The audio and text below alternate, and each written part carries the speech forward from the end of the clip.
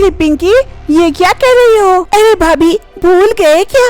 आज आपकी शादी की पहली रात है, इसीलिए तो फूलों से बिस्तर को सजा रही हो ताकि आप दोनों की रात यादगार रहे। चल पगली। अरे पिंकी, भाभी को सताना बंद कर, अब आ जा, मनोज आता ही होगा। अरे हाँ माँ, आ रही हूँ। भाभी आप बैठ जाइए यहाँ पर, भैया आते ही होंगे। ये कहते हुए पिंकी वहाँ से चली आती है और श्वेता जाकर बिस्तर पर बैठती है। आज श्वेता की शादी की पहली रात थी। वो बिस्तर पर बैठे अपने पति का इंतजार कर रही थी। तभी कुछ ही समय में मनोज आता है, हाथों में एक गुलाब का फूल लिए। अरे श्वेता, देखो मैं तुम्हारे लिए ये गुलाब का फूल लेके आया हूँ, इसे लगाओ और भी खूबसूरत दिखोगी। श्वेता फूल तो ले लेती है, लेकिन काफी अनकंफर्टेबल फील कर रही थी। क्या हुआ श्वेता, ऐसा क्यों बर्ताव कर रही हो? कोई दिक्कत है क्या? आज हमारी शादी की पहली रात जो है, इसे यादगार भी तो बनाना है। अरे मनोज, यही तो दिक्कत है कि आज हमारी शादी की पहली रात है और आप ही देखिए, चारों तरफ खुला है, एक ही कमरा है जहाँ पर माँ जी और पिंकी भी है। अब सबके सामने कैसे? अरे श्वेता, क्या करे, हम गरीब हैं, हमारे पास एक ही कमरा है और एक ही कमरे में हम सभी रहते हैं खुशी खुशी।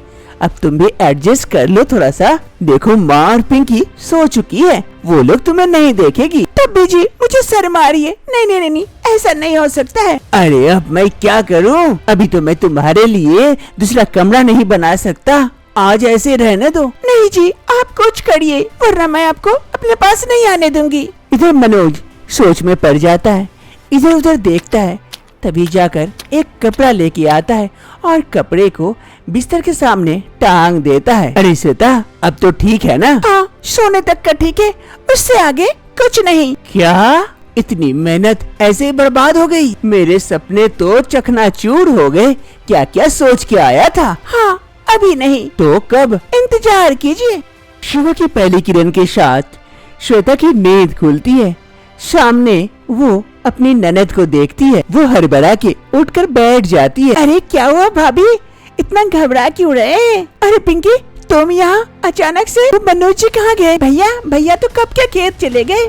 आप भी उठ जाइए और चलिए फ्रेश होने के लिए। फ्रेश होने के लिए मतलब क्या यहाँ पर टॉयलेट भी नहीं है? अरे नहीं भाभी, सुबह सुबह हम गांव वाले फ्रेश होने के लिए खेत में जाते हैं, वहीं जाना पड़ेगा।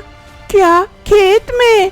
वहाँ तो मुझसे होगा भी नहीं, आज तक नहीं गई हूँ। अरे चिंता मत करिए, अब चलिए, देर मत कीजिए, हो जाएगा। अरे पिंकी, कितनी देर लगा रही है, जल्दी जा और जल्दी आ, घर में बहुत सारे काम पड़े हैं। चलिए भाभी, जल्दी चलिए, मुझे भी बड़ी जोर की लग गई है। फिर श्वेता जल्दी से उठती है और पिंकी के साथ घर से बाहर की ओर जाती है।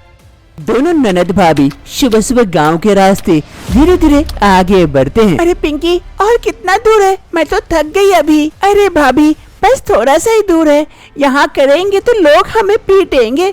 चलिए जल्दी चलिए, थोड़ा आगे जाते हैं। दोनों धीरे धीरे आगे बढ़ते हैं। पिंकी और श्वेता दोनों उस जगह आ पहुँचते हैं। अरे भाभी, लो पहुँच गए। अब आप भी जाओ, किसी झाड़ी के पीछे बैठ जाओ और जल्दी से शौच करके आ जाओ। अरे पिंकी, ये कौन है रे?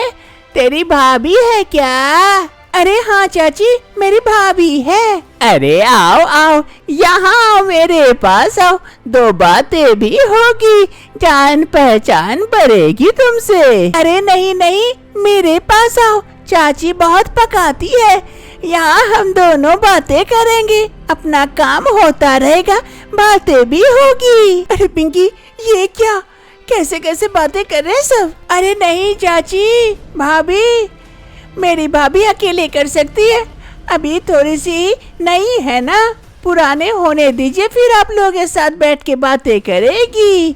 जाओ भाभी, आपको जहाँ करना है कर लो, झाड़ी के पीछे, मैं जा रही हूँ, बड़ी जोर की लगी है। ये कहते हुए पिंकी जल्दी से चली जाती है एक झाड़ी के पीछे शौच करने के लिए और कुछ ही समय में शौच करके वापस आ जाती है। लेकिन इधर श्वेता की शौच नहीं हो पाती है, वो कुछ नहीं कहती, पिंकी को लेकर वापस घर की ओर लौट जाती है। ऐसे ही धीरे धीरे वक्त बीतने लगते हैं। एक रोज श्वेता खाना बना रही थी, तभी उसकी सास वहाँ आ पहुँचती है। अरे बहू, खाना बन गया क्या?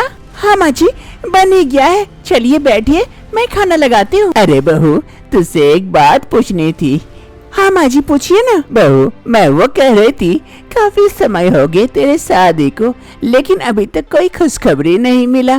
क्या बात है बहू, कोई दिक्कत है क्या? अरे माँ जी, आप खुशखबरी की बातें कर रहे हैं, कैसे हो सकता है?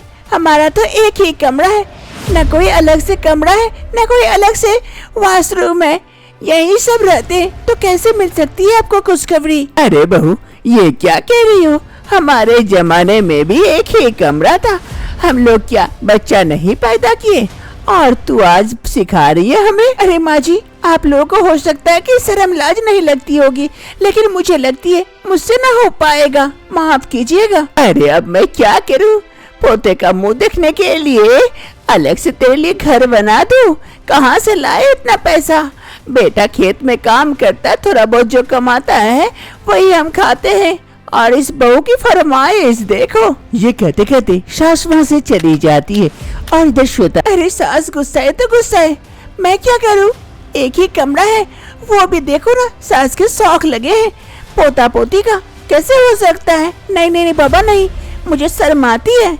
शाम का वक्त हो रहा था, मनोज घर लौट रहा था खेत से, तभी देखता है उसकी माँ और बहन घर के बाहर है। अरे माँ, पिंकी यहाँ बाहर क्या कर रही हो? घर के अंदर चलो, शाम हो गई है। अरे भैया देखो ना, सुबह से माँ घर के बाहर बैठी हुई है, कितना बोल रही हूँ लेकिन घर के अंदर जाने को तैयार ही नहीं है।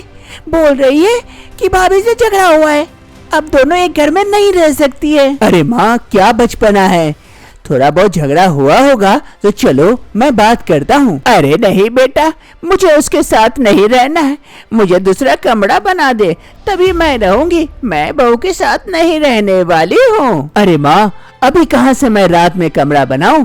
अभी तो चलो कल बात करते हैं। नहीं बेटा, तुझे अभी बात देनी होगी, तू जल्दी ही हम दोनों के लिए अलग अलग कमरे बनाएगा, कल ही जाकर तू लाला जी से बात करेगा, कुछ पैसे लाना उधारी पर, फिर हम दोनों के लिए अलग कमरे बनाना। बोल, बात देता है तभी मैं अंदर जाऊंगी, वरना नहीं, यहीं रहूंगी रात भर। अरे किस मुसीबत में फंस गया।